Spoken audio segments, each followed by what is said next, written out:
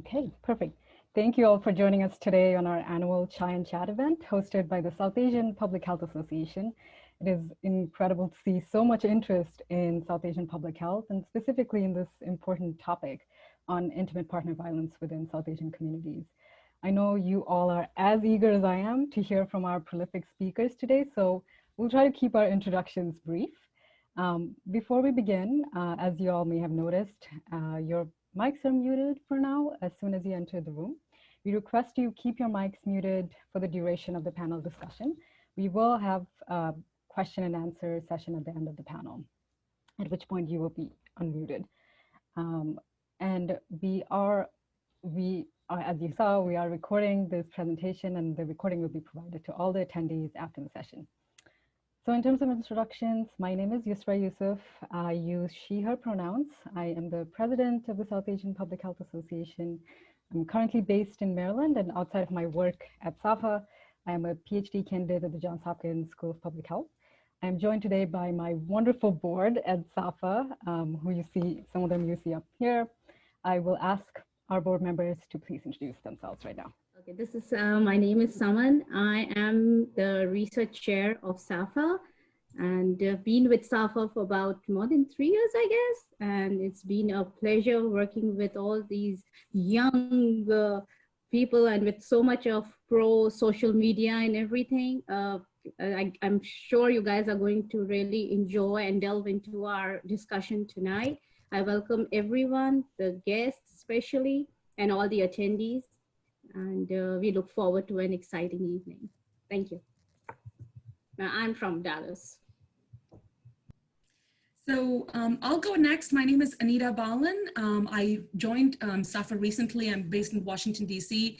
I work as a program manager here at the American College of Preventive Medicine. And now you see the picture of all of us on the SAPHA board. Over to next, somebody else.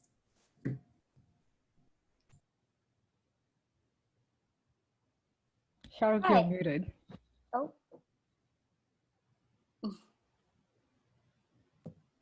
Thanks a lot. Name's Shar Hashmi. I'm the vice president on the SAPHA board. I've been with SAPHA for quite a few years and on the board for about 4. I'm currently faculty here at the McGovern Medical School in Houston, Texas.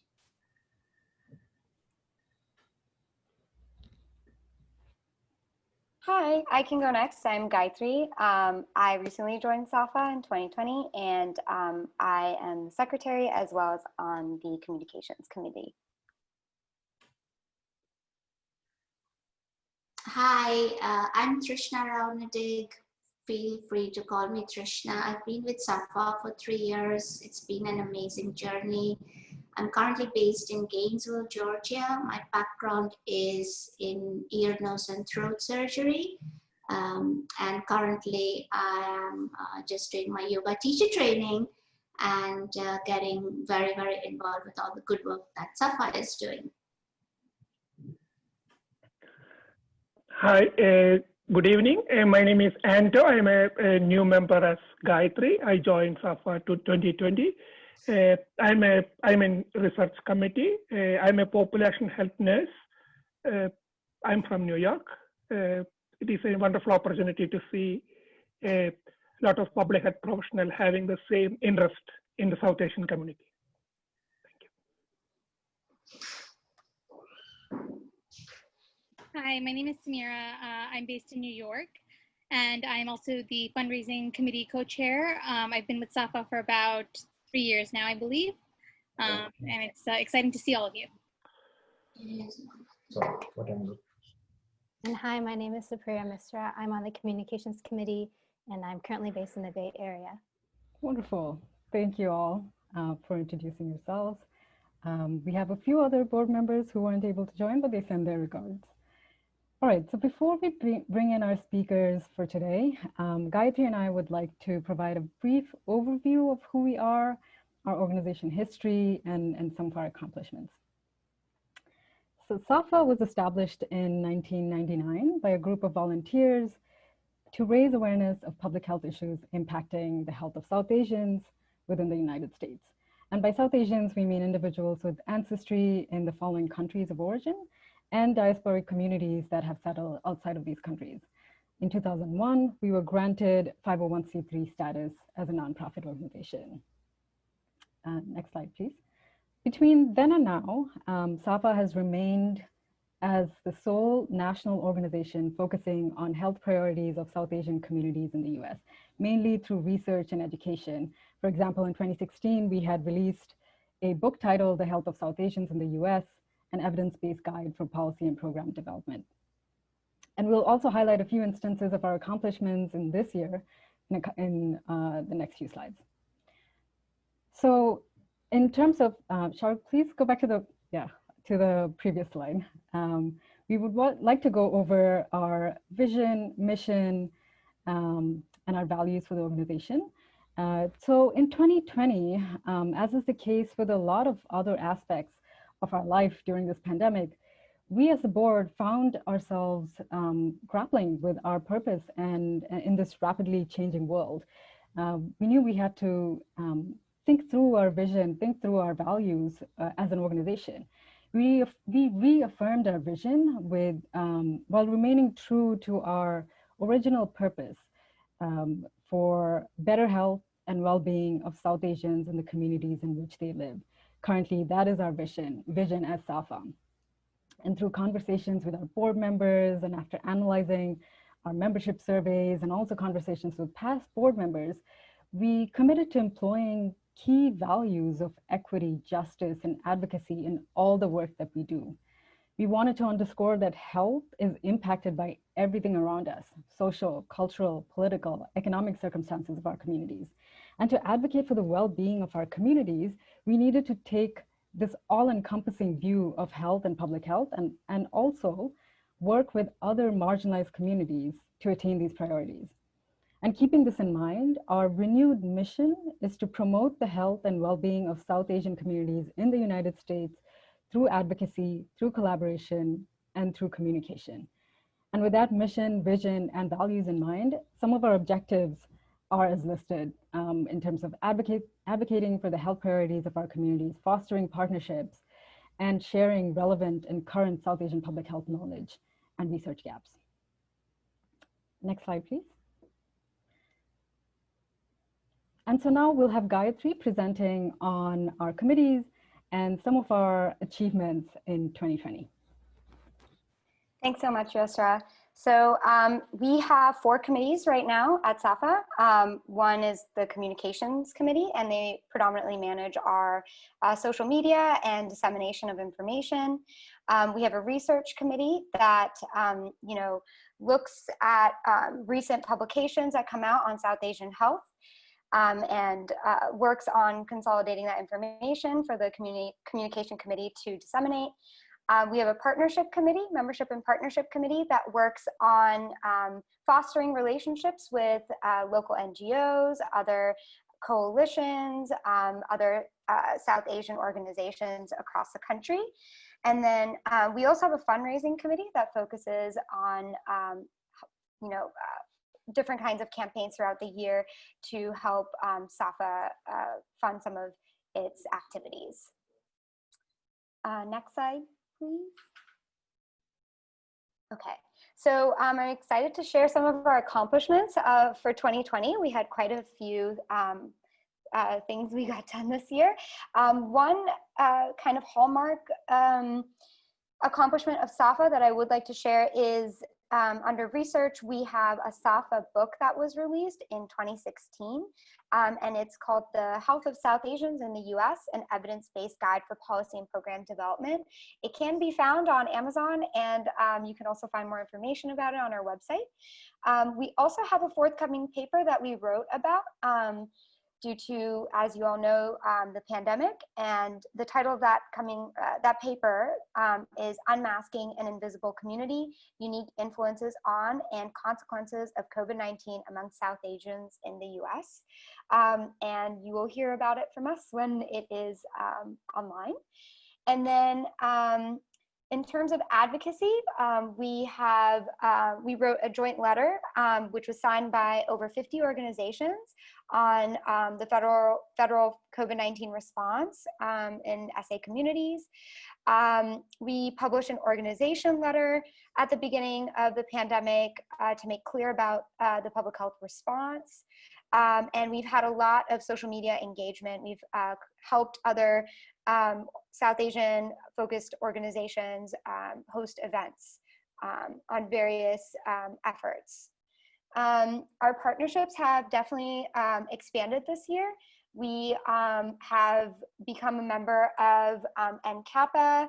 We have also been a member of SALT and CSO, if some of you are aware.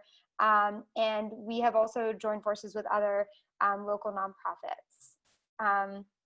In terms of fundraising, we have created a fundraising plan to sustain some of our work. As you know, with COVID-19, things have taken a different turn, so we have had to reevaluate some of our funding structures. And then in terms of communications, SAPHA has become very active on multiple social media platforms. We have a Twitter, a Facebook, and a LinkedIn. And we regularly post about South Asian health-focused events. We also have a Google group community that likes to share events as well. Some of the specific social media campaigns that we've had is the COVID-19, economic impacts of COVID-19 on the South Asian community, chronic diseases, the comorbidities of COVID-19, and then some mental health resources, as well as LGBTQ AI resources that we've had on our website, as well as sharing, on all of our platforms. So yeah, thank you so much, Yosra. Thank you, Gayatri. So as you can see, we have accomplished quite a bit in these past 8-10 months. And we plan to do a lot more in the upcoming months and years. And so we ask you, or encourage you rather, to engage with us, engage with SAPHA to develop new initiatives. We'll provide you with links to our Google groups, our social media accounts, so you can stay connected with us through there. And with staying connected with us, you'll have access to an extensive network of public health professionals. You can find out more about the latest research and resources on South Asian health. And you'll also find word on our SAPHA elections that we'll be running. We will be looking for and recruiting for new SAPHA board of directors later this year or the beginning of next year. So once you stay connected with us through our Google groups, that's where you'll find out first. In the next slide, you'll see some of our accounts. You can follow us there. You can also talk about this event on Twitter. Next slide, please, Shahrukh. So you can also talk about this event on Twitter or Facebook. These are links here. And you can hashtag us at SAPHA, S-A-P-H-A. So with that, we will move on to our panel and panel discussion. And before we do that, before I present our moderators and our introducers for the session, I'll say a few things. I know this is a heavy topic, so please feel free to step aside if you need to take some time. And also, as mentioned earlier, we will keep our mics muted during the duration of the panel. But the chat box is going to be open, as I can see a lot of engagement there, which is great. So you can send in your questions in the chat box, which we will then ask our panelists at the end of the panel discussion. And again, slides and recording will be shared at the, after the meeting with all attendees. So with that, I'll ask Anita and Trishna to take it away. Thank you.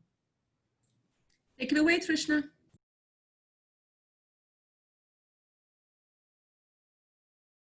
I think you may be on mute. Yeah, okay. So welcome everybody to this amazing Chai and Chat event with SAPHA, and SAPHA is hugely delighted to welcome all our panelists esteemed experts in their field. So the first two speakers are Dr. Bushra Sabri and Dr. Filza Hussain. Dr. Bushra Sabri is an assistant professor of nursing at Johns Hopkins School of Nursing and associate faculty at Johns Hopkins Bloomberg School of Public Health. Her research focuses on a lifetime of cumulative exposures to violence and stress-related health inequities, particularly amongst immigrant women. She is currently focused on the intersecting epidemics of violence, HIV, and reproductive and sexual health problems amongst women, especially the role of physiological stress responses in coping, and also in developing trauma-informed, culturally responsive interventions. Her goal is to develop interventions that contribute to reducing health disparities among vulnerable, underserved, and marginalized populations. She also holds teaching positions with the University of California, Irvine and Catholic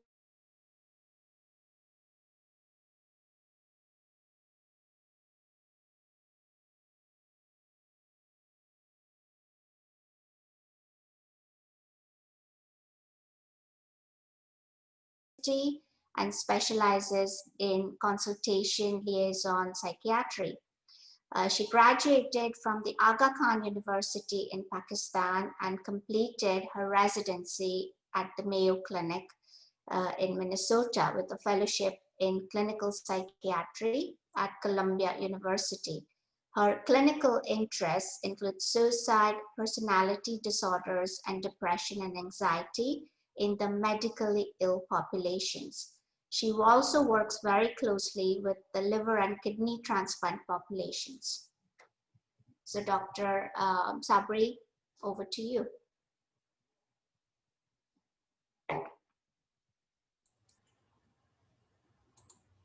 Thank you, Trishna, for that introduction. And thank you all for having me here in this event today. And I'm excited to share my work with you.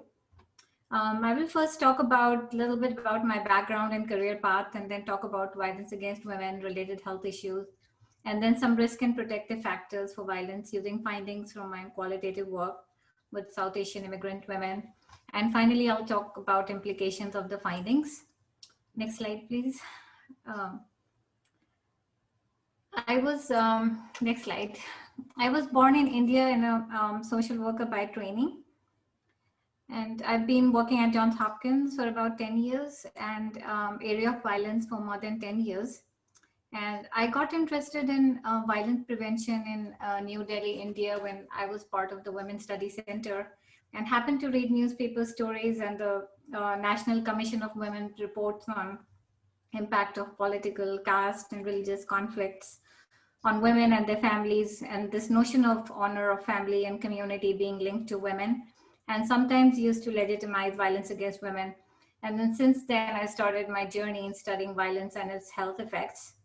And I'm passionate about and deeply invested in addressing social and health disparities in marginalized, underserved populations who are affected by violence and trauma. And my research program over all these years has been informed by my projects on understanding health effects and risk factors of violence across the lifespan, the experiences that survivors shared with me, and my conversations with practitioners and input from other experts in the field. And I've led multiple research projects among populations exposed to violence and trauma. And my main focus has been on answering questions like how can we reduce gender or racial ethnic disparities in exposures to violence and in health and safety related consequences, and how can we build culturally competency in prevention and intervention models. So my current work primarily looks at health effects of violence across the life course, like Trishna mentioned, since gender-based violence is a health equity issue.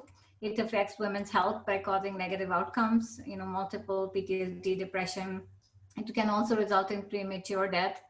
And some groups of women are more affected by violence than others, such as women of color who are low income, have lack of access to resources.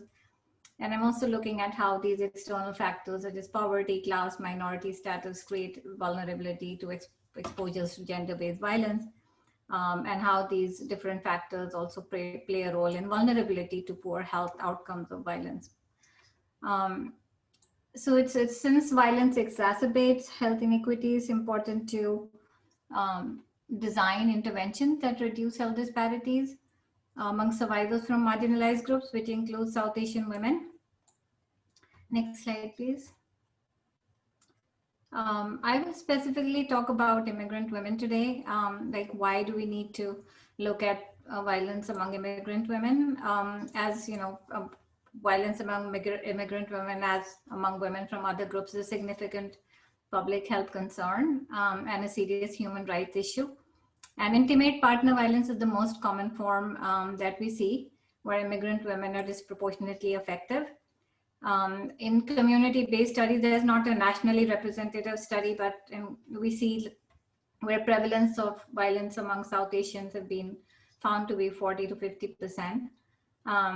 In a New York City study and my analysis of CDC data, foreign-born status was found to be the strongest risk factor for extreme form of intimate partner violence, which is homicide of a female by a male partner. And what we see is missing in services for immigrant survivors is like one-size-fits-all approach to intervention and lack of culturally sensitive services, which led to my current work that I got funded from my NIH to develop and test a culturally tailored intervention for immigrant women survivors, which is called HB Women Plus, the link of which I'll share on the last slide.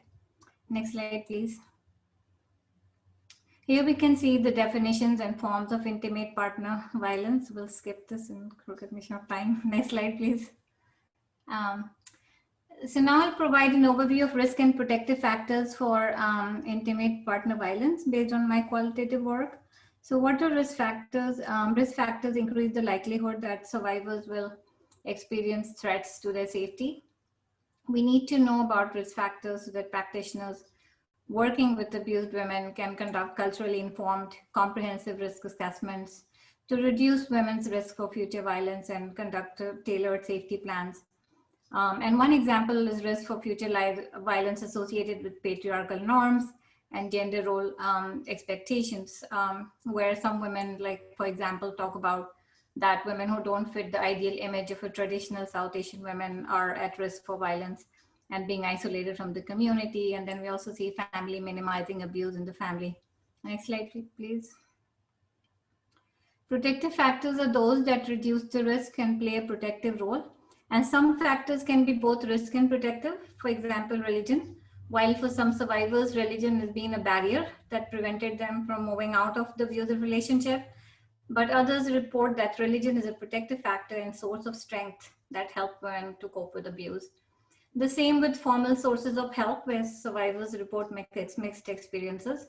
Some women say legal system is hard, and like there's racism, but then if they do receive quality support, they find it protective. And then availability of culturally informed services was something that was needed. And then while some women talk about that an abusive relationship can become a point of gossip with no concrete help from the community, others say like if they do get family support and support from friends and neighbors, then this protective. And then women's own strengths, like their education and awareness, financial independence, having adequate knowledge and access to resources and use of strategies to keep themselves safe is protective. Next slide, please. In terms of implications, here are some prevention and intervention strategies to address intimate partner violence in South Asian communities. But just to summarize, there's need for policies and programs that support survivors.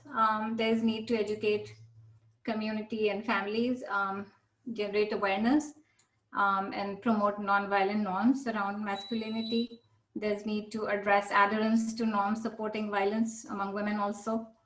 And then overall efforts are needed to empower women. And women also express the need for services or care that is culturally responsive. Some women think that mainstream American support system does not necessarily fit with their cultural or religious values, and so they highlight lack of cultural competence in like what in their express need for services. Next slide, please. In terms of delivery of care, service providers can play a very supportive role in assisting women by conducting effective, culturally informed, client-centered risk assessment and safety plans that connect women to support and services. Also, it's important to pay attention to the fact that within the same culture, there are differences. So it's important to consider the context and women's priorities and provide individualized care. And for women who are at high risk, it's important to educate and counsel them on how they can keep themselves safe and also their children safe. And then service providers can participate in change at the broader level by being aware of what's available for women and where are the gaps, and engaging at the policy level, serving on boards and things like that. Next slide, please.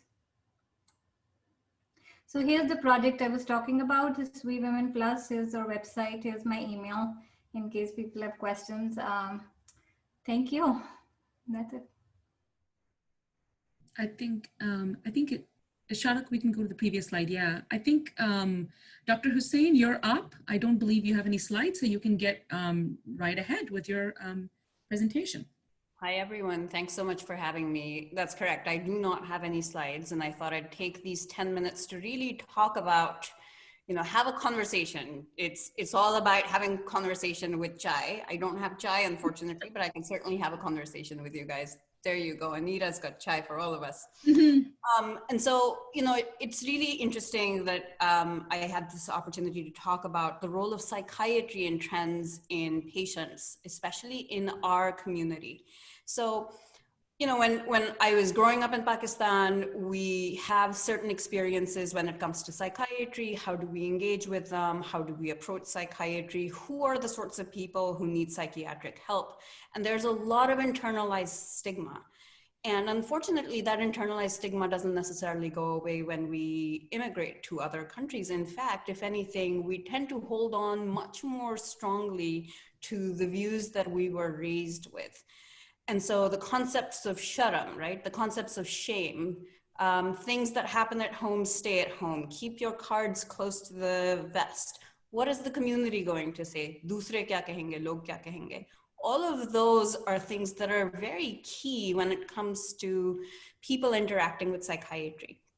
And then you talk about a topic such as intimate partner violence, which is extremely private, right? So by the time that they're coming to me or coming to my attention, things have really gotten quite bad. The things that I want to highlight today to the community and people who are listening is it is completely okay for you to reach out for help. Things that I would want everyone to be aware of. So intimate partner violence is extremely prevalent. It happens amongst all of us. So 1 in 3 American women, and just like Dr. Sabri was saying, it is pretty prevalent in our community as well. So reach out for help. But as a clinician, the things that I look out for, lots of depression, lots of anxiety disorders, lots of post-traumatic stress disorders. The interesting thing is that even though I trained to be a psychiatrist in the United States, I have to be very sensitive to the fact that our communities manifest these things very differently. So it's not going to be the same manifestation of depression as I would see in, say, my American population, right? I'm going to see a lot more somatic symptoms. These are patients who are not necessarily going to come to a psychiatrist. They're most likely going to go to their primary care provider. There's going to be a lot of headaches, lots of muscle aches and pains, lots of GI troubles, lots of stomach-related issues, because those are the things that you can verbalize. My head hurts, my stomach hurts, I don't feel good, rather than talking about the emotional aspect of things. And that's where the intersect of medicine and psychiatry, which is kind of where I find myself in my role as a consultation liaison psychiatrist, can be pretty helpful. Because I am then liaising with my primary care physicians and talking about, okay, this is what I think might be happening. It helps that I actually grew up in Pakistan, so I understand some of those manifestations and some of those dynamics. But really thinking about, what is a good word for anxiety? How does somebody whose native language is Hindi or Urdu describe anxiety? right? It's very different for those that are raised in America than those who are raised elsewhere. So ghabrahat is a concept that you cannot translate into English, right? And ghabrahat can be this umbrella term, and it could be coming from so many different things, but you really need to be finely tuned to what your patient is saying and pay attention to that. So as a clinician, my responsibility is to keep that at the back of my mind, that this is possible, rather than coming in with preconceived notions. This doesn't happen in my community. Oh, so-and-so is a working woman, so clearly nothing's happening with her. The most recent examples of intimate partner violence that I can think of, and I can think of 3 particular ones, have been people that look like you and I, that have, pretty impressive jobs, have impressive resumes, balance both work life and home life really well, and at the face of it, look like they have everything. But then you really start kind of getting to know them, and I found myself to be surprised, right? So that's important for me as a provider to also make sure that I'm checking my biases. I was raised with biases. I bring those to the table when I'm interacting with my patients. So those are really important for me to keep in mind.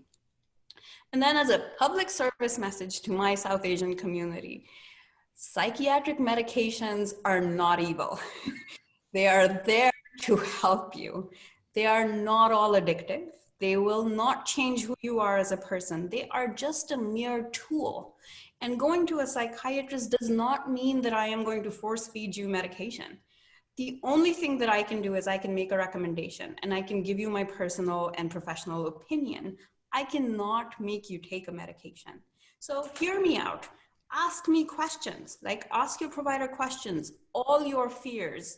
That is exactly how you will get to the right treatment for you. So when we talk about individualized care, it might be medications, it might be therapy, it might be reaching out to groups like SAPHA to see what resources are available to people like you, while making sure that your anonymity, if that's important to you, is also protected, while making sure that you are getting the support from the community that you need, while making sure that there are people like you so that you have this shared validated experience, that you are not alone.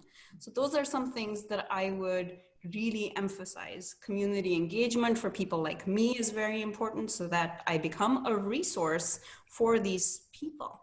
And education is key. So talking about these things like we are doing today, even though these are traditionally taboo topics, if we talk to our mothers and grandmothers, they would not be talking about this openly. It's not that these intimate partner violence didn't exist. It's existed since the beginning of time, right? But how it manifests, how it evolves is changing. Our younger generation as well. So social media, bullying on social media, a lot of stalking can happen online.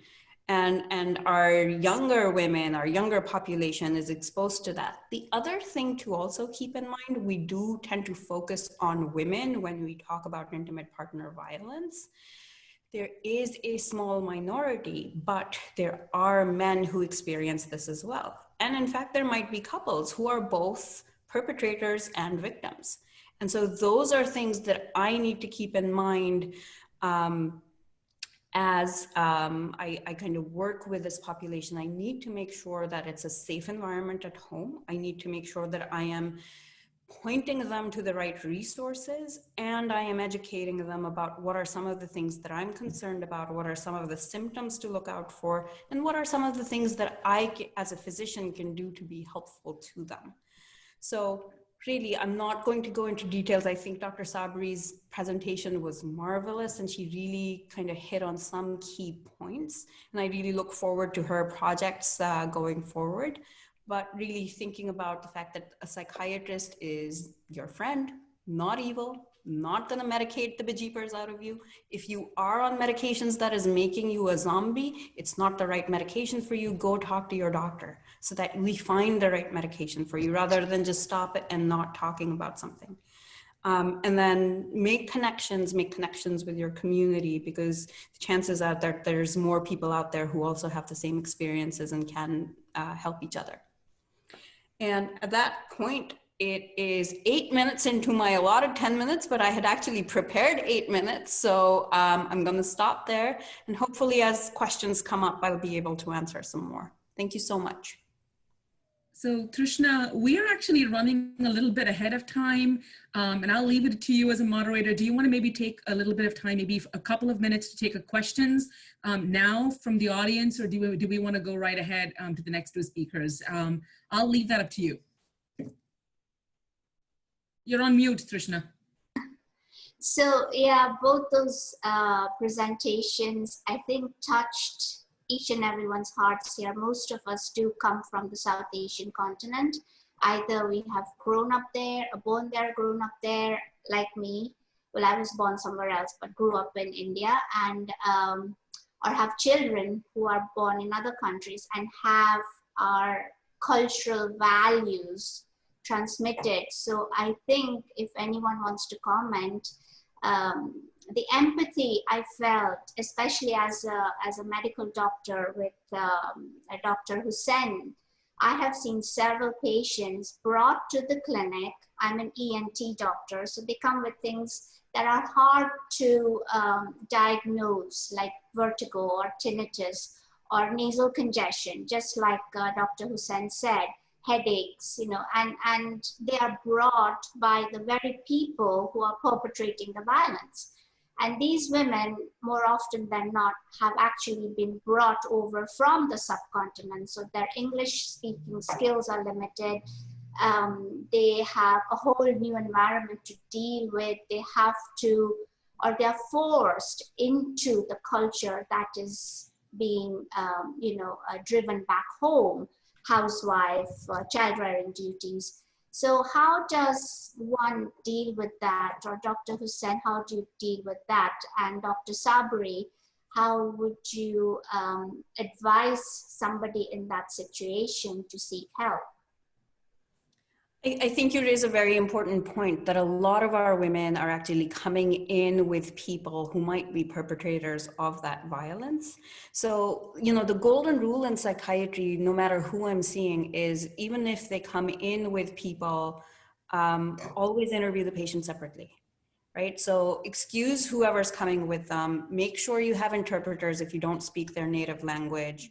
Ask them if they would rather have an interpreter. There's a lot of us who take a lot of pride in being able to speak English. And if that is the case, let them choose. So empower them even in that small step. And then if you find that you're having a hard time communicating with them and you speak their language, switch to their language or get a medical interpreter so that you can have that conversation. I find that a lot of our community and other ethnic minorities shy away from having interpreters because they may know those people in the community and they worry about the confidentiality of that appointment. So that might be something to keep in mind as well. And then calling a spade, finding language to really start opening this conversation. And sometimes what I find helpful is just using generic examples, right? Like rather than asking, is this happening to you? I would say, you know, there are times when I find some of my patients have this and that experience. Has that ever happened to you? Do you know anyone who has had that happen? Because a lot of times they might talk about a friend that has happened to and ask me for advice about that friend. But really what they're doing is they're asking about themselves. It just helps them to kind of remove themselves from that situation. So it's very important for me to listen to what they're saying and kind of read between the lines. But I wonder if Dr. Sabri has other clinical pearls, because it sounds like she actually does a lot more work with this than I do. Dr. Sabri, you're on mute. I think you may be on mute. Yeah. Yeah. I was just saying, like, my work, I come from more from a research perspective, and I do a lot of like intervention research. I think you hit, like right to that, you know, how do we, like speaking to them in the language, what language they're comfortable with. But I also think like it's so hard for women to, like I've seen, like disclosure and coming out. It's just creating a safe space, ensuring confidentiality. And like what I found in research is that we go a step further to make sure that they understand that whatever experience they are sharing is confidential, and we're here. And just I tell my team of researchers, was we are now starting to interview, work with survivors from different cultures, just get trained in trauma-informed care, just also use those being aware, have a little bit, basic, understanding, understand where the where the survivor is coming from, and also yeah, giving, doing that centered care, and using those skills like empathy, not going with their own biases. And so those, and being respectful of her choices. And whatever we do, like safety planning, whatever we provide is just basically based on her priorities and needs, and just presenting those different, culturally specific resources, anything they want, just educating them about that there is help that's available. And it is surprising, when when I started this work, interviewing South Asian immigrant women, they have never shared. Excuse me, Dr. Sabri, I think we'll have to get to other speakers. Okay. So maybe we'll just continue the conversation. We are running ahead of time now. Okay. Thank you so much, Dr. Hussain and Dr. Sabri. I'm taking those questions. Yes, as we know, this is really, really deep sort of conversations. And that brings me to introducing our next two speakers. Again, very commended, very experts in their fields. Ms. Mona Kafil dedicated her life and career to being a change maker. She currently serves as Executive Director at the Texas Muslim Women's Foundation, a nonprofit dedicated to empowering women and their families through multifaceted programs. She has created shelters for domestic violence women and is very trauma informed and culturally specific. She works with grassroots community and has led several advisory boards, including the Asian Advisory Committee to the Congresswoman Eddie Bernice Johnson, and Public Policy Commission of Texas Council on Family Council. The policy team researches, works, and eventually crafts the legislative agenda pertaining to intimate partner violence to ensure that survivor voices are included. She has also served as Senior Advisory Board for Senior Citizens to the Mayor of City of Plano. In this capacity, she advises on issues pertaining to senior citizens. She also works with youth in high schools across Dallas to educate and prevent teen violence, which is an incredibly important issue in these times. And it seems Ms. Kafil is kind of involved across the entire strata of age specifics. She has been awarded the Education Mentor by the City of Plano for all her work, and is an alumni of America Muslim Civic Leadership Institute at USC. Ms. Kritika Ghosh, again, very, very successful, very community-oriented, Executive Director at the Asian Pacific Islander Domestic Violence Resource Project, extensive experience working on violence against women in US and Canada for 2 decades, and developing innovative programs on prevention of gender-based violence in immigrants.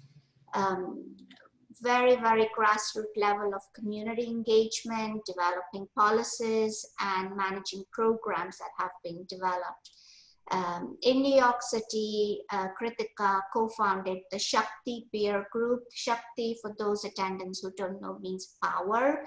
And currently we are celebrating Navratri, the 9-night festival to goddess Durga, who is the personification of Shakti. Shakti is what created, is the creative power.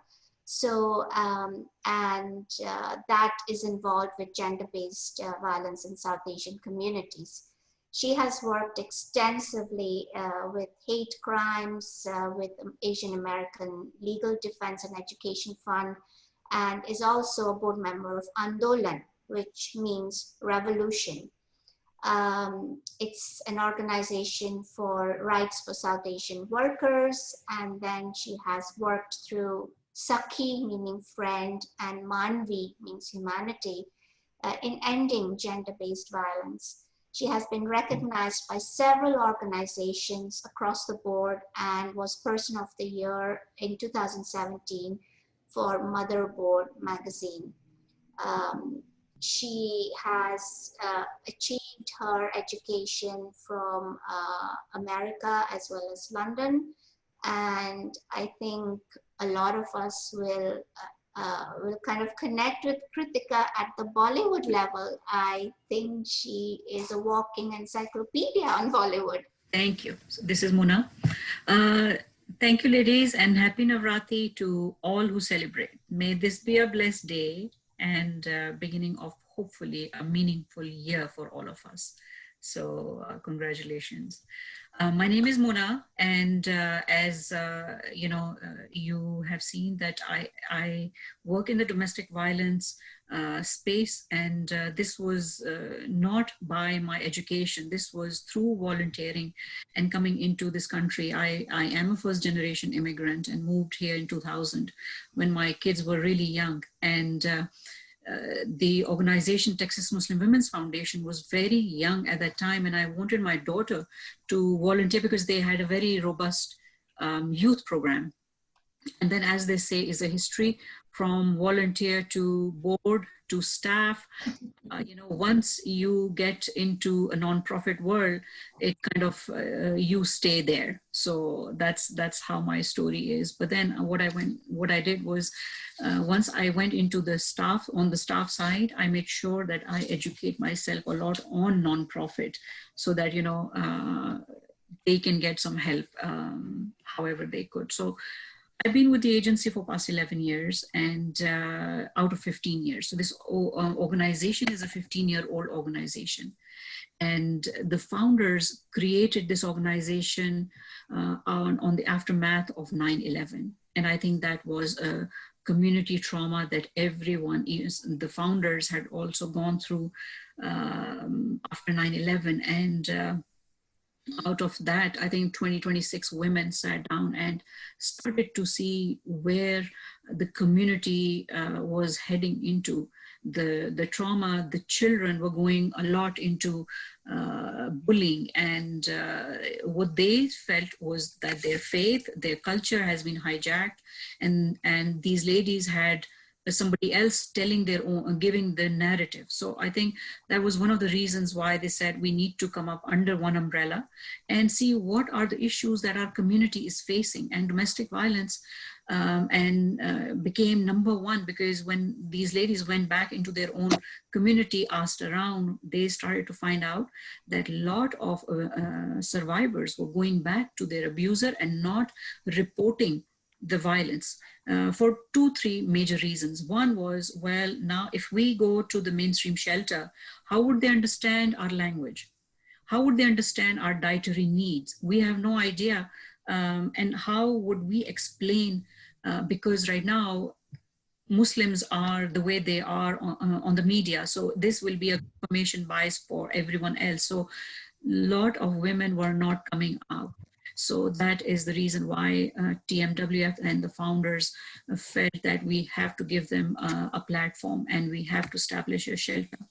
So in 2012, we started our immediate first shelter after fundraising in every, in every aspect. And believe it or not, the first client who came through our shelter was a non-Muslim. And she, and I'm going to go into a bit of graphics, so just giving you kind of a trigger warning. when this client came in, she had been beaten and her knees had been broken, and she was left in her room for 2-3 days while her children were in the house. So somehow her children called 911 and she got helped. And at that time, we were the only shelter available. So she was brought into our shelter, and she, for at least first 3 months, she was unable to move, and her 4 children were with us as well. And as the shelters across the board, if you're not aware, we can have up to 30 days or maximum 60 days stay. And this lady was in no shape or form to move away. So we said, okay, you know what, we will extend that. So we extended that to 120 days. And then she was working with our counselors. She was working with, our case managers, and the staff kept on saying that she's not ready to leave. And if we let her go, she will be either going back to the abuser or be on the street. So we changed our policy. And the reason why I'm leading this up to is because we had to become a trauma-informed agency because of these major cases that we had to see. So we had to let go of 90 days. The client has to stay more than 120 days. So this lady stayed at our shelter for 9 months, where she was able to walk. She was able to at least start a job. Her kids were getting counseling. So that essentially is our first story of our shelter. Fast forward 15 years, now 2020, we have 2 shelters. We have 27 transitional apartments and rapid rehousing. We have 43 employees.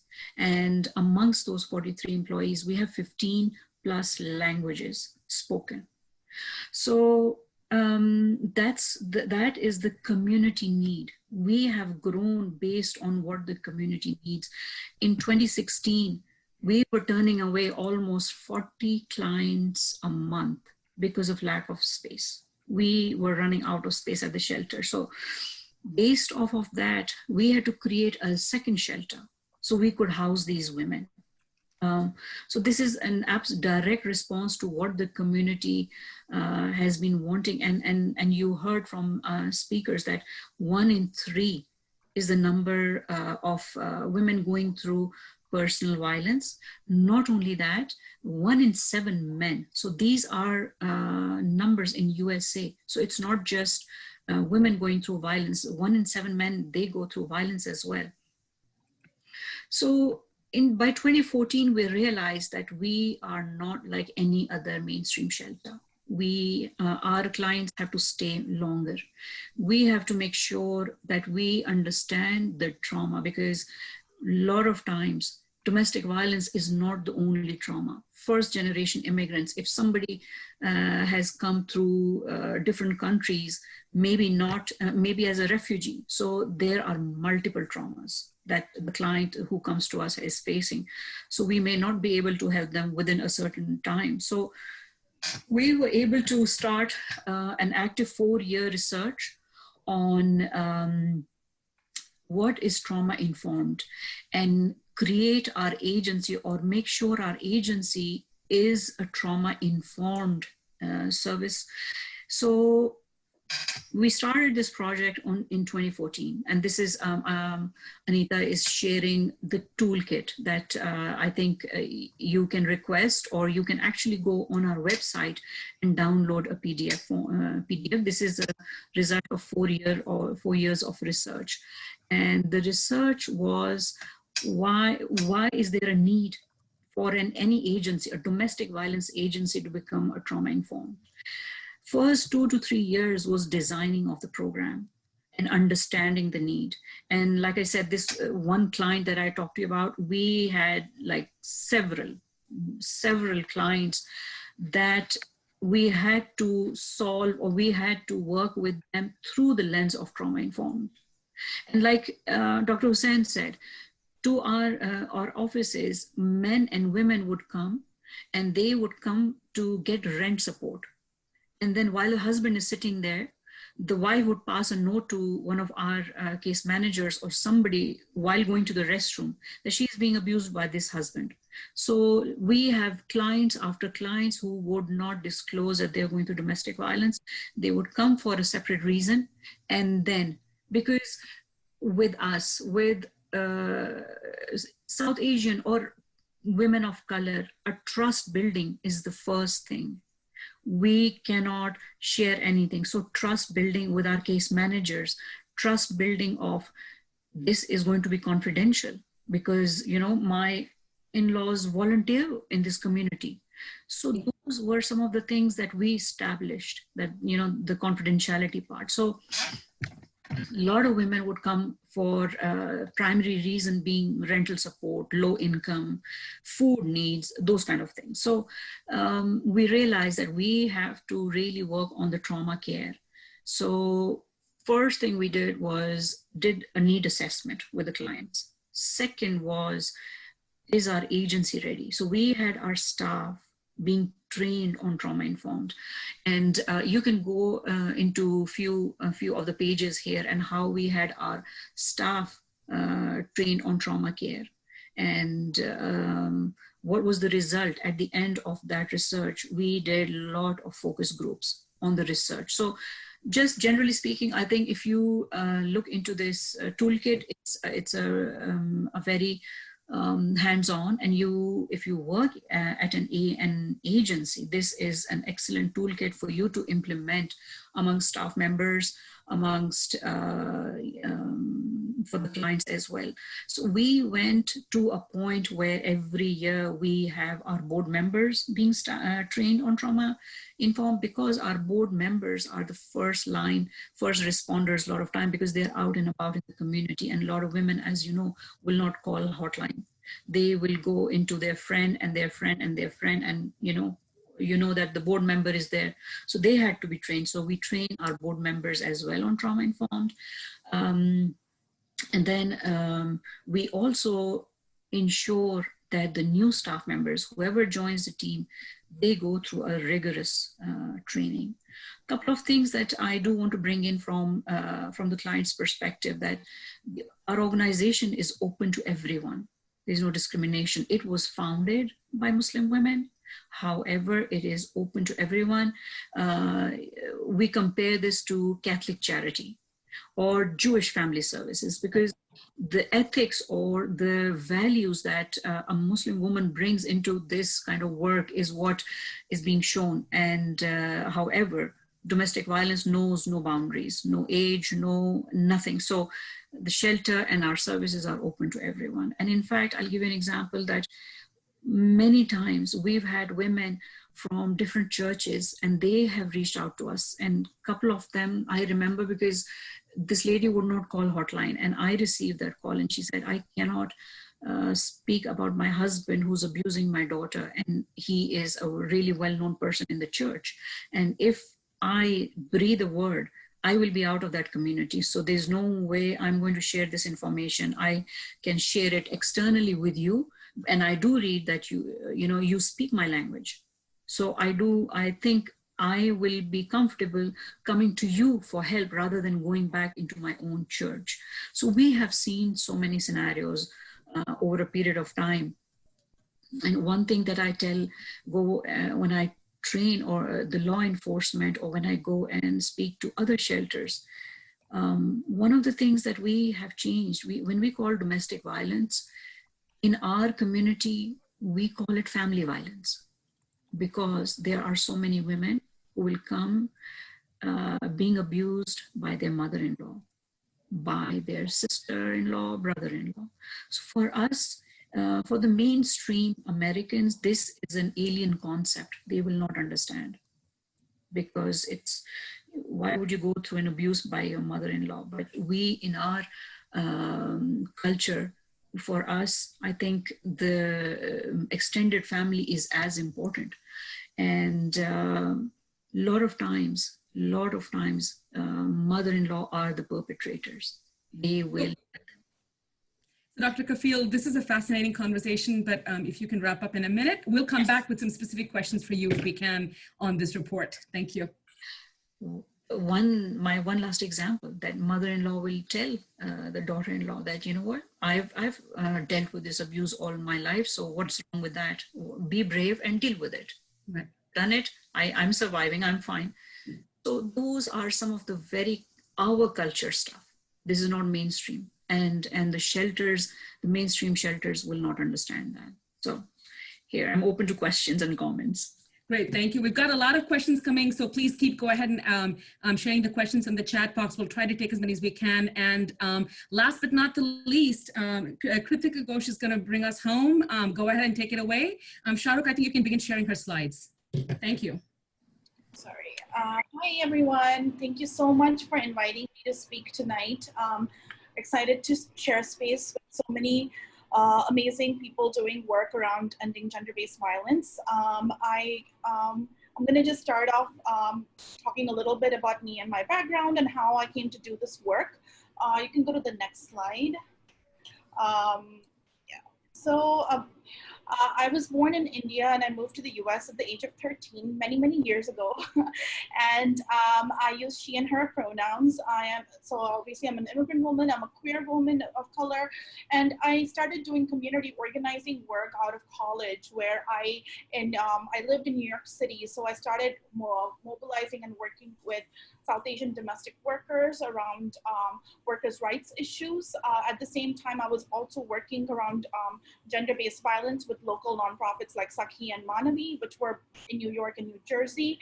And through that work, I realized, there's a long history, even within this community in the US around issues that relate to class, caste, and violence that exists even within our anti-violence movement work. And there's been documentation of that work where the labor organizing came out of mainstream South Asian organizations where labor organizers weren't valued or respected, and they were not looked upon as folks who would be in leadership positions. So I wanted to make sure that the work that I was doing was really holistic. So after doing some of that, that has been, the backbone of my work. Gender-based violence is something that I've been working on for the past 20 years. And like was mentioned earlier, that I started this group in New York City called Shakti Peer Group as a result of seeing how survivors were always looked upon as recipients of services, but never as folks who were a part of the leadership in the movement, especially those who came from backgrounds that were not upper class, upper caste. So the Shakti Peer Group consisted of women who were new immigrant women, who were survivors, who were also working around other social justice issues. It was a response to what was really missing in the movement at that time that I saw. My work is also included working around post 9/11 hate crimes as a community organizer in South Asian Muslim communities. And I worked around public health issues where I managed a diabetes management intervention in the Bangladeshi immigrant community in New York City. So that's kind of my background, where I've done a lot of different pieces in the South Asian community. That also continued in my work when I moved to Canada, where I continued working in immigrant and refugee communities. And as mentioned before, we all need an outlet, and mine is Bollywood, but not just watching the movies, but also knowing everything about who's doing what in life. And yes, I'm a gossip queen when it comes to that. You can move to the next slide. And I think it's really important to talk about one's identity, because the personal is the political, and I have been shaped by my identity and experiences. So, things that have shaped me is my own experience of immigration, seeing the importance of organizing in South Asian and pan-API spaces, and my identity, my intersectional identity as a queer immigrant woman of color. One thing that I have learned over the years, and you grow, it's like, if I was the same person I was 20 years ago, that would be really sad, because I've grown so much in these 20 years. And I think in the work that I've done, what has come about is my awareness of my own class and caste privilege, and how that intersects in terms of the work that I do around anti-violence work. And I will talk about that later on. And also, I would like to say that I am a survivor myself, and I would like to disrupt the myth that one cannot be doing this work in a leadership position when one has experienced violence, because I think survivors, we know what the system is like and how to navigate it. And also, you know, I want to disrupt the myth of a survivor being a certain kind of person from a socioeconomic background, and also challenge this hetero-sexist notion of what a survivor looks like. My work, my work consists of on all levels. I started out as a grassroots organizer. I've been working in the nonprofit sector now for 20 years, from doing grassroots work to policy level work and to now being an executive director. Because if I just had moved up to be an ED to start with, I would be sitting in an ivory tower not knowing what are the different steps that people have to take. So when I look at my organization, I have basically done the job of each and every person in my organization at some point in the last 20 years. Next slide, please. So DVRP is the Asian Pacific Islander Domestic Violence Resource Project that I am currently working at for the last 3 years. We work to address, prevent, and end domestic violence, sexual assault in API communities while empowering survivors to rebuild their lives after abuse. We are based in the DC area, and our work focuses in the DC, Maryland, Virginia areas, but we get calls from all over the country and sometimes abroad as well. We are some survivor-centered, survivor-run, and we have 3 program areas. One is our survivor services program, one is our community outreach program, and we offer technical assistance to other agencies, mainstream agencies, on how to do cultural humility work and how to do work to serve folks in our community. This is also our 25th anniversary. So we were going to have a gala, which obviously is not happening right now. But next slide, please. So the framework of analysis that DVRP uses and that I have used in my work is an anti-oppression, anti-racism work.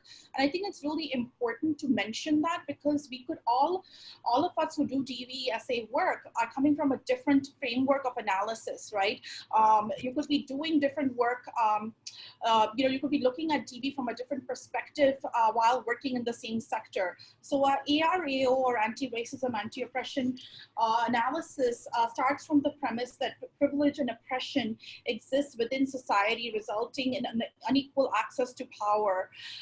And this is really important for also our South Asian community, because when we look at the hierarchies that exist in our community, we definitely have folks that have more power and less power, and that is very permeated in our community through class and caste.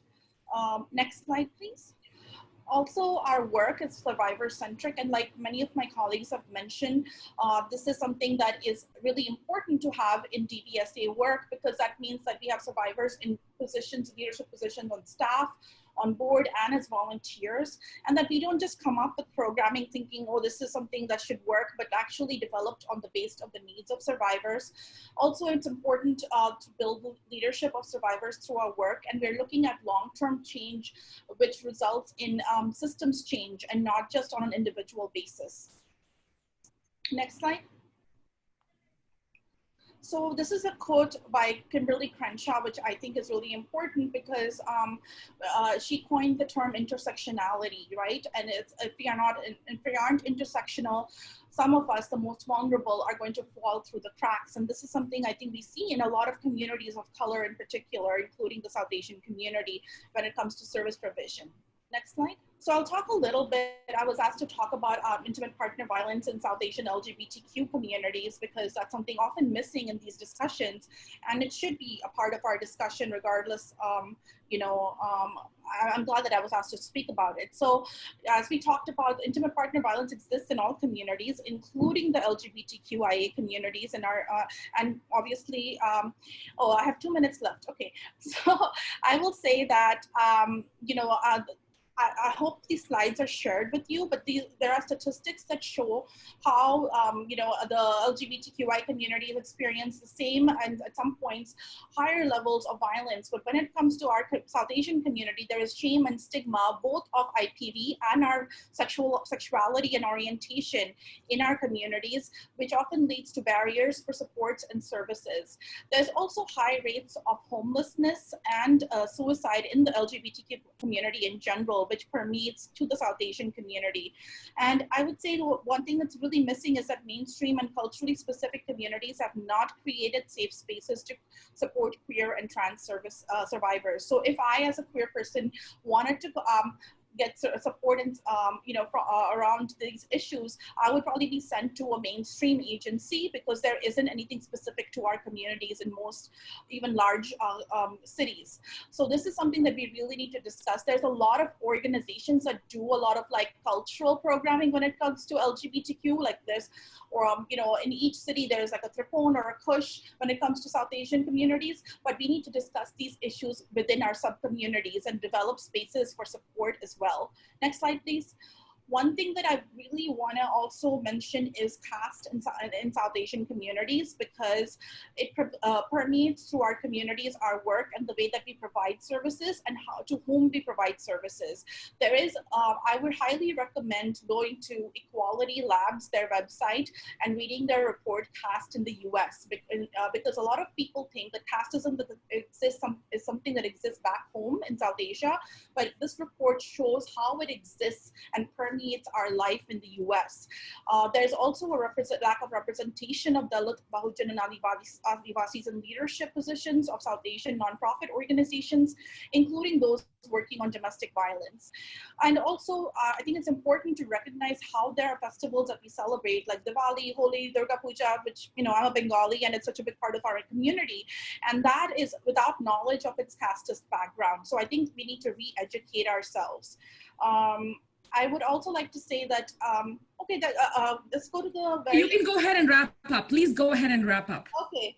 So I'm going to say that I was asked to talk about the impact of COVID-19 on our work. And I just want to say a few things. One is that we saw an increase in hotline calls by over 200% during the pandemic.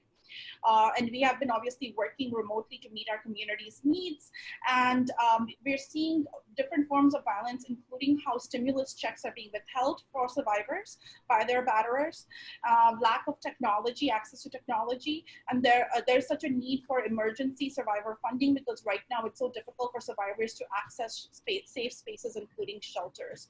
And finally, I'd like to wrap up by saying the things that you can do as somebody who is a community member is to support your local agencies by financially or volunteering, challenge sexism, racism, homophobia, and transphobia in your daily lives, and also believe survivors, because that is something that's so key and essential. Instead, when somebody comes to you and shares their story, the first thing you could do is thank you for sharing. I believe you. That's a simple thing that, but it's so important to do. So thank you for allowing me to share my experiences, and I'm happy to have a discussion and a conversation. I finished my chai, but I'm here to chat. Wonderful, thank you. It's my privilege to moderate this incredibly talented panel. I mean, it's all, and it's a little intimidating. Obviously, we need to invite you all back and have a 3-hour session. There's so much to share and so much to talk. I will begin by saying that we're running obviously behind, but for a good reason. This is a good problem to have. So much important information to be shared. A break is supposed to begin at 6:20, but obviously we're going to continue the conversation. But feel free to step away, take a break and come back and join us. So we're going to take the questions for the next several minutes. One of the things that I do want to begin with, we've got a couple of questions on a similar topic, so I'm going to combine it for the entire panel. Participants want to ask, what advice would you bring for young South Asians who wish to start conversations with their parents about mental health, which is not recognized as a valid reason for being, which is when mental health is not recognized as a valid reason as anything being wrong. And a similar question, I'll just combine it, is how can we help ourselves and our family members if we come from a family where these topics are taboo and there's deep denial, lack of ownership, and intergenerational trauma has not been dealt with. So I think this, again, I see some common themes in those two questions. So specifically when dealing with toxic relationships with a parent who is a narcissist and another dependent and another as a dependent, all those, where are all the questions? So those are the kind of couple of questions we have so far. So why don't we go ahead and give the panel an opportunity to address that? Sure, I can start, Anita, and take a first stab at answering that question. And I agree with you, they do share some common themes. The most important thing that I would say, something that my dad says very commonly to me and very frequently, you are your number one responsibility. So make sure that you are taking care of yourself first. Put yourself number one. Make sure that you are safe. Make sure that your needs as somebody who's experiencing violence, as somebody who's experiencing psychological distress, make sure you are taking care of yourself first. Tackling these at a familial level comes second or third. It's not priority. I know that it feels like you need to have support and be understood, but you also have to understand that this is years of denial and it's not going to go away immediately. The second thing that I would say is if you are tackling, if you are in a place where you're feeling pretty comfortable and now it's pretty important that you address what's happening in the family, you will have to kind of suss out how to start having these conversations, right? What is the level of acceptance? Where are they at in their stages of change? And how can you then further move them along the stages of change? So when somebody is in denial and you start talking about things that are very emotionally laden, there's going to be a lot of defensiveness. So you need to start, maybe just talking about topics in general rather than making them more specific. Talking about what their understanding of the topic is, right? How do you approach that? Maybe putting a few informational brochures around so that maybe it piques their interest. Or say, hey, look at what I learned today, and kind of do it that way. So yes, it will require a lot of work, and it might require some cloak and dagger. You know how parents try and dupe kids into having vegetables? Think about that. So that's what we're doing. We're kind of sneaking these conversations in. But I also want to really highlight, at some point, you will need to know what your limits are, and you will need to know what your boundaries are. Healthy boundaries are extremely important. And if you've tried your best and they're not understanding things and it is emotionally draining on you, you need to really think about, why is it so important for me that they get this, right? Because it is important to consider that at some point, perhaps they don't get it right now. They're not ready to receive this information. I just need to take care of myself. Got it. Thank you, Dr. Hussain. If anybody else wants to add any brief remarks, or if not, we can go to the next question. Okay, so another question we had, this is also for you, Dr. Hussain, so I'll start with you, and then others could add as well, from based on their experience as community leaders and researchers. Dr. Hussain, you mentioned checking your own biases while providing care and listening to the client. Could you perhaps give an example? I feel like a lot of the South Asian women are desensitized to what could be considered as intimate partner violence and might not even realize it initially. So how do you handle something like that? And I would love to hear from the community leaders as well, and perhaps even Dr. Sabri as doing it, as she's from the research perspective. So if somebody else wants to go first, and then we can come back to Dr. Hussain, or we can start with Dr. Hussain. Or I can start. Yeah, you can go ahead and get started, and then we can go ahead. So I think Kritika actually really mentioned this in her talk and really hit the point home, right? When I say check your own biases, my biases might be that a DV victim looks a certain way. They belong to a certain socioeconomic class, they have certain backgrounds, and they look a certain way. But really, the honest truth is, it could be anybody. You don't know till you ask the questions. And like I was saying, the three examples that I think of are, what people usually aspire to be, what young women in our community, having a good job, having a great family, doing both of those things together. That is what we aspire to do. And then you sit and you start having these conversations with them, and there's this information, this richness of information that's coming out, the experiences that they've had. The other thing that Kritika said, which I really want to drive home, because it is pertinent to stigma and internalized stigma. We don't think about our queer community, right? And we exist. The queer community in South Asians is a pretty thriving community, actually. They might be underground, they might not have come out, but they exist. So thinking about that from a physician's perspective is also important, and starting those conversations. So those may be some biases that I have because of where I've grown up, and I need to check them at the door. Or if I'm having that conversation with somebody and I'm having particular reactions to those, I need to start thinking about, well, what is it that I'm responding to? And is that really helpful to the person that I'm talking to? If it is, sure, I should share it. If it's not, I need to check it. Got it. Thank you. Others on the panel? Hi, I think I would say that talking about gender-based violence is something that a lot of our organizations do this work on, like kind of like in ways that are like, we don't just go and just start talking about DV straight up, but talking about healthy relationships and all of those things, and to really talk about gender roles and the dynamics and how that impacts gender-based violence and creation on expectations of certain things and behaviors. And also, I think that it's important to create those spaces where we are having those conversations on a deeper level. And again, yeah, I think what Philza said in terms of like not having a stereotype and this notion that violence, not just that a survivor can be a certain way, but that violence looks a certain way. Because I think, you know, violence is not just physical. I think that emotional violence, psychological violence, there are so many other forms of violence that leave deep marks that we don't see visually, that can stay on for decades, you know, in people in relationships.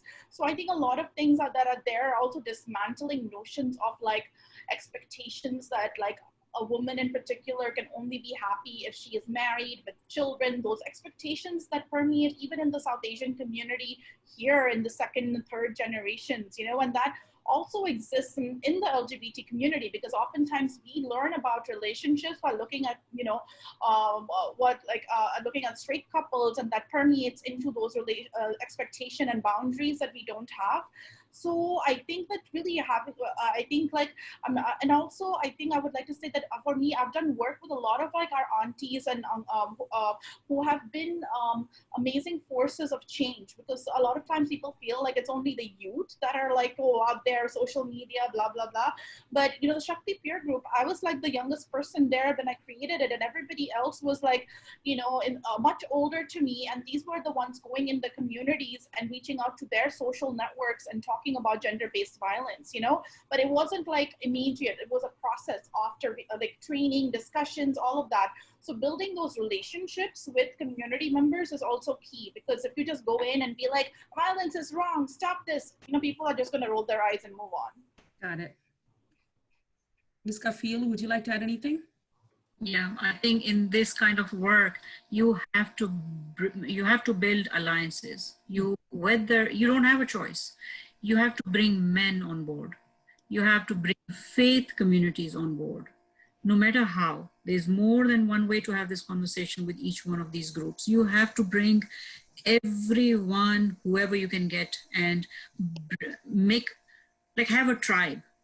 If it is on your personal level, if you're talking about maybe a family, you probably will have some friends who will support you. Have that space with you.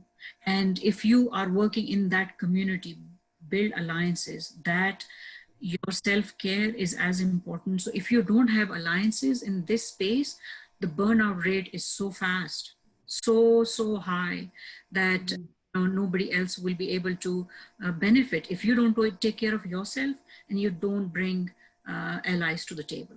So, and faith-based communities, you have to. And there is no way that if you go to a church, a temple, or a mosque, no matter where you go, you will find one person or the other who will be on your side. Bring them on board, work with them. It's building your own village and building a tribe. You cannot do this alone. Wonderful, thank you. We've got, I'm gonna begin by saying we've got 3 great questions, and I'm gonna wrap up with 3 questions. Again, people please feel free to step away if you wanna take a break, and then we can come back and continue with the networking session. The first one, and Dr. Sabri, we have a question specifically for you, because this pertains to research and epidemiological methods. So here we go. The Raj and Silverman study that we quoted in the Eventbrite, it has been on the basis of literature underscoring the extent and severity of this human rights issue. However, the study was published in 2003. What would be the best way to update that important work, understanding that traditional epidemiological methods are not appropriate? So Dr. Sabri, if we can start with you, since maybe perhaps you can shed some light on the innovative epidemiological methods that you're using for this issue, and then perhaps others can add in. Yeah, there is like, because there is not much, like as we look into the literature, when we see there aren't, when we talk about prevalence, like, prevalence of violence in a particular community. And so we don't see those national representative studies that specifically, look at violence among South Asian populations. And we have the CDC have this, whenever we talk about prevalence in a community, it's important to have that nationally representative study, which I think is important. I mean, I did some work, with the CDC data looking at homicides among immigrant and non-immigrant populations, and where I found that among immigrant, because of the low sample size, we couldn't. I mean, I couldn't specifically look at different ethnic groups. But I think there's a big need to have that kind of, those kind of studies that look at, because there is a Latina specific study. I think recently I was trying to find some data, not specifically on South Asian women, but we don't. And especially like in immigrant population in general, I mean, I would say there's not, and there is a big need, and this is a huge gap in research right now that needs to be done, like among immigrant population in general and specific groups in particular. Got it. Thank you. And I think part of progress in research begins with identifying research gaps, which I think you've just done. So thank you for that. Anyone else would like to add as to how they're addressing this research gap through their services and or through community collaborations? For myself, I have partnered with a lot of universities. Okay. So University of North Dakota, right now, University of Fresno, so, and UT Arlington in Texas, so quite a few. It has to be a collaboration with the university. So, through multiple programs, from intern to research to education, a lot of levels, but a lot of partnership with definitely universities. Got it. Thank you.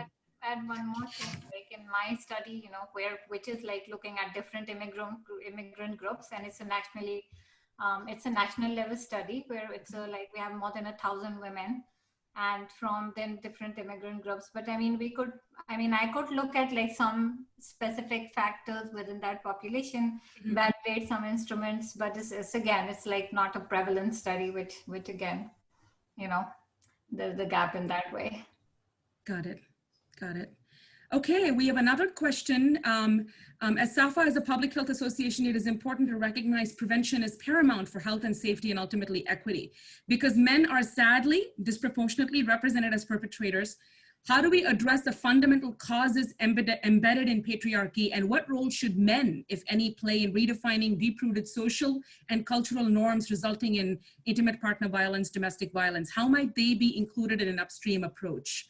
And I think that I would love to hear from all four of you with regards to this. It's a very important issue. I'll tell you from our experience that, like I said before, we have engaged young men into the movement of domestic violence. We have engaged young professionals. We have a group, Professionals Against Domestic Violence, and men specifically. So because our work is so intergenerational, we have to look at people who are older generation. And there are definitely allies there. We create a separate group of advisors or somebody. They go out and have this conversation with men. There are men who sadly will only listen to men. So creating very strategic partnership with uncles, with youth, young professionals, with youth as university and even high school. We have gone all the way to high school and speaking to young boys and giving them that platform that they need to speak up. So definitely partnerships at various levels. I'll add to that and to say, I just like Mona with DVRP, we have also been doing work with working with young men or men as professionals or in the community around talking about gender-based violence. But I will say that there's a lot more work that needs to be done. Also recognizing that while it is very important to have men as a part of the movement, not taking away from the deep amount of work that women in particular have been doing for decades around ending gender-based violence. Because sometimes whenever there is one particular person who's male identified who's doing this work, becomes like, oh my God, so-and-so is so amazing. And there are like millions of us doing this work for decades with no recognition, you know? So I think it's really important though to, in terms of dismantling patriarchy, to have men as allies. You know, we talk about men as allies, and it's been happening for a long time in terms of discussion, but I think that there needs to be further engagement. It's really missing in terms of talking about, you know, dismantling. When we talked about, you know, even the work that's happening around dismantling gender roles and all of that, a lot of that still is happening in families that women are taking on that role. So I think that, but I do think that, you know, as I see folks in my generation and younger who are, you know, who have kids, who are teaching them new ways of behavior, you know, things will change in the future.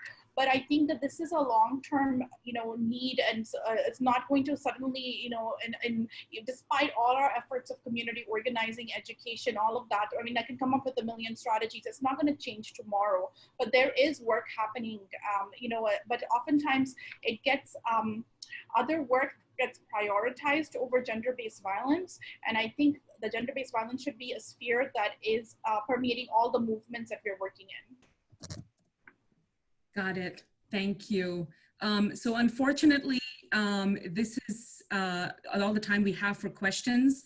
And, you know, we can have this conversation for a long time. We can keep having this conversation. There's so many aspects and so many facets to address. But I do want to give the attendees an opportunity to, you know, network and continue this conversation in small break rooms and networking. So I'm going to give it back to Yusra. Yusra, as a president, please take it away. Did you want us to break for like 3 minutes before we come back, and we're going to be organizing everybody into break rooms? Take it away. Yeah, thank you all. Thank you again to all of our speakers for this very informative panel discussion. There's a lot that I learned, and I have a lot of questions. Unfortunately, we just didn't have enough time, but I'm hoping that we will be able to bring you back at some point to continue to engage with this topic. Let's break for 3 minutes, and then we will continue our networking session. I know that's it's a huge pull for a lot of our attendees here. So let's come back, take a stretch, grab some chai, and then we will start our networking session at 6:40. What we will do is we will break out, we will create breakout rooms with at least one of our SAPHA board members in there, and then we'll have some questions for all of you. All right, see you in 3 minutes. I'm just going to start our recording again. Okay, all right, so let's have the slides back up, Shahrukh. And as that's happening, I'll encourage all of you to continue to engage with SAPHA, to continue to you know, engage with us through our Google group, through our social media accounts. We have our Twitter, Facebook, and also LinkedIn. We would like to host more of these panel discussions and webinars that showcase and highlight important topics, work done by researchers and community advocates. And you can also email us. We have our email in the next slide that will show up. In this slide, what we have is some of the presentations and sessions on South Asian health going on at APHA. So if you have registered for APHA, you can attend these. This PDF is also linked in our Twitter in our Twitter account, so you can go on there, and there's a link to that. In the next slide, please. We will also follow up with evaluations and along with resources and contact information for all of our presenters and also for SAPHA. Before we close out the session, I would like to ask if there are any questions anyone has for SAPHA, for our board members, anything else on how you can get involved. Yeah, I think Arnav just made an announcement about the Asian and Pacific Islander Caucus social event tomorrow. I believe it's happening between 2 and 4 p.m. Mountain Time. Arnav, I'm hoping I'm saying the right time. So feel free to attend that as well, along with the other events that are posted on the screen. And to just, that was an announcement from the channel. Exactly. Thanks, Arnab, for pointing that out. Well, if there are no questions, I would like to thank you all for joining us today. Thank you again. I don't think we have all of our speakers anymore, but huge thanks to all of our panel speakers and all of you participants for staying with us, for engaging with us, for these incredible questions that we had. And we encourage you all to stay connected with us on social media. And until then, take care. Thank you.